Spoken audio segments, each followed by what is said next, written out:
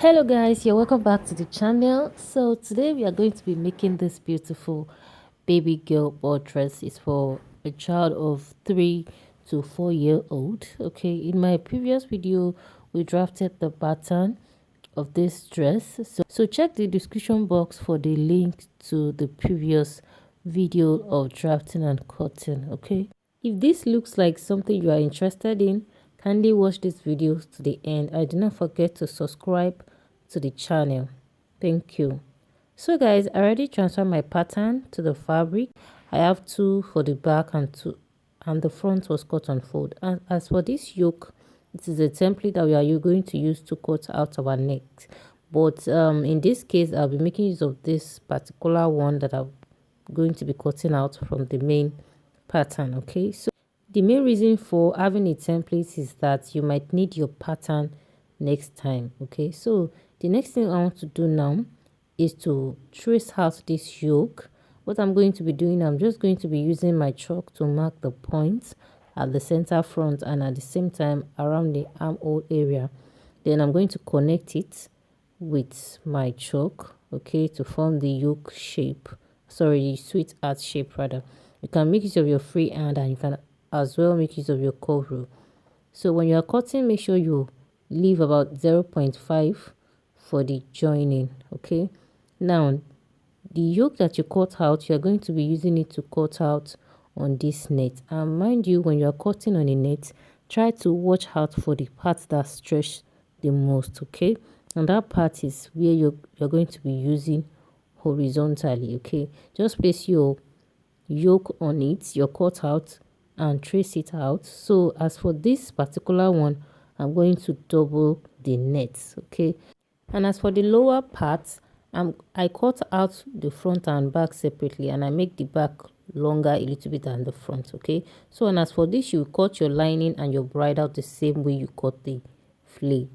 Now, so this is the front. I already joined the sides together because I want to have a total inseam finishing. Okay, so I joined the sides together to the front. I joined the back to the front rather by the side using the seam allowance. Then I joined the yoke to the neck. Okay, so this is for the lining. I did the same thing, but as for the upper part of the lining and the front, I'm not going to be adding anything because we are going to be using it to turn the main fabric inside out. Then I have these trimmings that I'm going to be using at the front. Okay, I'll just place it on that area that I joined the net and the fabric together. This is actually optional. You might decide to add it to the chest, the neckline, even the waist, depending on how you want it. But I just want a little bit of it. Okay, so what I'll be doing now is that I'll be placing the right side of the lining, but I'll have to fold in my yoke just like this first. Then you place the right side of the lining facing the right side of the fabric this way. Okay, make sure the middle is touching the middle, and you're going to be running your stitch all through that part. Then you are going to sew it just like the way we used to sew our normal yoke, the way we used to turn our lining around. Then I'll stitch the zipper allowance, okay, the back neckline, and at the same time the front neckline. Okay, so I'll just quickly run through that now and I'll show us how it's going to look like. So if I'm not going to have a sleeve, I'm going to turn the armhole area as well, but this time around I need a sleeve. I'll fix a sleeve, so I'll not be turning the armhole area. Okay, and as for the lower parts, I have two. I have the back, which I'm going to be opening for the zipper allowance area. Then what I'm going to do now is to place the front and the back together this way, and I will run a stitch on both sides. That is, I'll just be using 0.5 inches because there is no need of taking any seam allowance, too much seam allowance, because we really need enough. And at the back like this, I already notched the center. I'll just open it up and we are going to be having a single opening. So guys, I'm done turning the front, and as you can see, the seam allowance is hidden, and the only part we have opening is the zip area. As you can see, I hope you can see clearer now. The seam is hidden, and make sure you confirm your waist measurements if you want to make use of this method, so that you don't have a smaller or a bigger waistline after which you are done. And as for the back, this is what it looks like at the end. I have just a single piece and one opening as well, and that is going to be where we are going to fix our sleeve.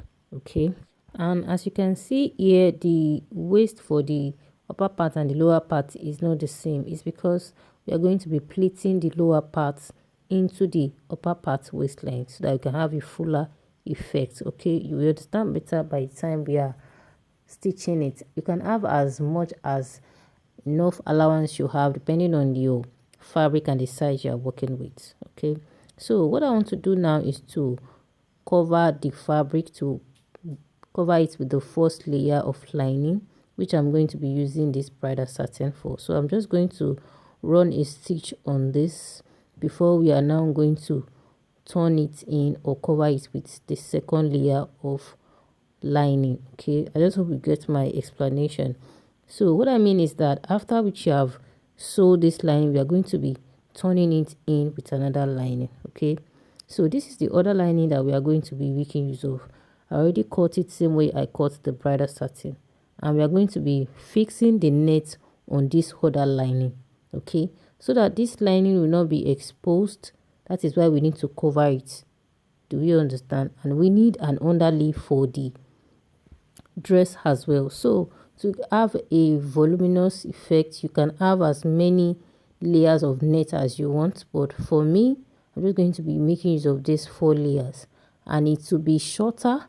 The length for the net should be shorter than the length for your lining, and make sure that the net is as long as the width of the lining as well. It can even be double, so that you will have enough to pleat, because we are not going to be sewing the net straight. We are going to place it at the edge of the lining this way. Come down by 1 inch, 1.5 inch, then you run your pleats. Okay, you run your pleat all through.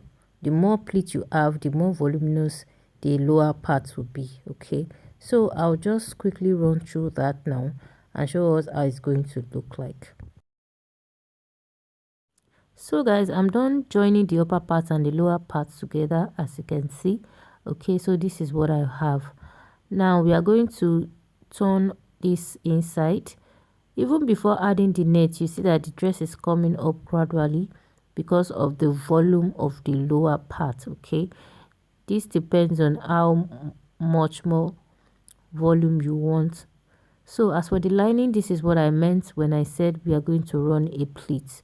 So this pleat depends on your preference, how much more volume you want. Okay, the more the net, the bigger the lower part. Okay, and you are going to come down by 1 inch before running the stitch, and make sure that your net is shorter than the lining so that it doesn't keep popping up.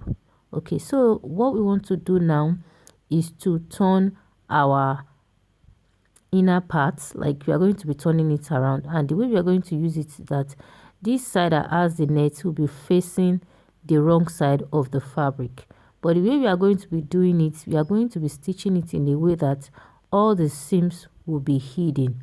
That is, the seam will not be showing.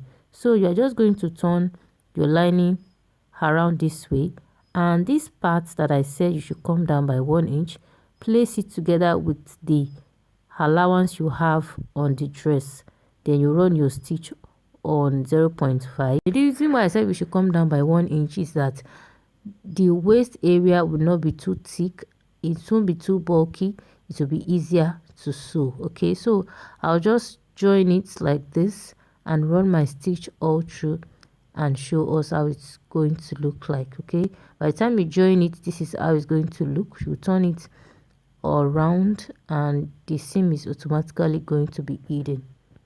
So guys, I'm done stitching it, and as you can see, there is no seam outside, everything is hidden. Okay, this is really good. This is a kind of method I'm trying for the first time and I really like it. Okay, so guys, and as you can see now, the dress is getting bigger. Okay, and I don't want it to be too big because You need to be careful when you're making dress for kids. They might not be that comfortable, so by the time they put it on, the volume is going to be more visible. Okay, so now I'll just join the shoulder, then I'll fix the zipper to the back. So guys, I'm done fixing the zip and I joined my shoulder as well.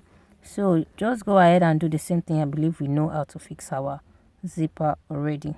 Okay, so after that, now I fix my crinoline to the hem of the dress. So guys, as for the bow, I'm going to be using my fabric, bridal satin, then 2 to 3 layers of the net as well. So if you have a crinoline, you can always make use of a crinoline. It will give you a bouncing effect. Okay, but I'll just be using about 3 layers of this net. So, and after that, at the midpoint like this, I'll just hold it and it will give me the bow effect. Okay, so you determine the length and the width of your bow. Okay, and after that, now I'm just going to run a stitch all through and I'm just going to be turning it around. And as for the sleeve, I'm just going to be cutting a cap sleeve, but I'll be adding allowance to the shoulder and the hemline because I want to have a pleat on the shoulder, and at the same time I want to fix an elastic at the hemline. So on the hem, make sure you mark double of the round sleeve. Okay, that's what you're going to be using, and at the hemline you can have as many allowance as you wanted. Then after which I'm done with that, I'll come in with my fabric and I'll be using it to create a channel so that I'll be able to fix the elastic inside. Okay, I'm just going to be cutting a strip of fabric about 2 inches wide and I'm going to be using it to create a channel that I'll be fixing my elastic band into. Okay, so guys, I'm done with one of the sleeve and I'm just going to demonstrate the second one. So measure your round sleeve for the baby and add allowance to it, a little bit of allowance so that it's not too tight. Then you insert the elastic into the channel you created using a safety pin. Okay, and make sure that the edge here, secure it with a pin or thread and needle so that it doesn't pop inside. Okay, then you continue like that till you remove it on the other side. Then you have to secure the other side as well. You can do this with your thread and needle, or you just take it to your sewing machine immediately and secure it. So this is the 2 sleeve. I'll just be joining it to my dress. Okay, now for the bow, I already turned it around. Then I have my allowance in which I turn it around this opening. So I'm just going to tuck in this part and stitch it down again. So after which you have done that, you'll find the midpoint of this place by folding it like this. Then just fold it a little bit with some pleats. Then you secure it with your thread and needle. You are going to be using the thread and needle to hold it down, so just go ahead and tack it as many times as possible and you have something like this. But you have to cover the allowance or the opening you have already. Okay, so and after that, this is what it's going to look like. Okay, so I'm just going to be using my trimmings and I'll be fixing a press button at the back. So guys, I'm done with the whole thing and I already used my trimming to hold the bow at the back. So at the back of the bow, I'm just going to be fixing a press button, and the press button will be on the bow and it's going to be on the dress too because it's going to be detachable. That is, you can always remove it and fix it anytime you like, just like this, and it can even be at the front depending on how you want it. Then I fixed my sleeve and as you can see, it's not too big and it's not too tight. Okay, it's just a little bit, it has a little bit of paparazzi. So guys, that will be all for the tutorial and this bow. Do not forget to fix your press button. So thank you very much for watching up to this moment. I really appreciate you guys. So thanks for watching. Do not forget to subscribe to the channel, like the video, share so that we can reach so many people, and please do well to always check back on my channel, turn on the notification bell so that whenever I drop a new video you'll be notified. And you have any question or video request, kindly drop in the comment section. Bye bye.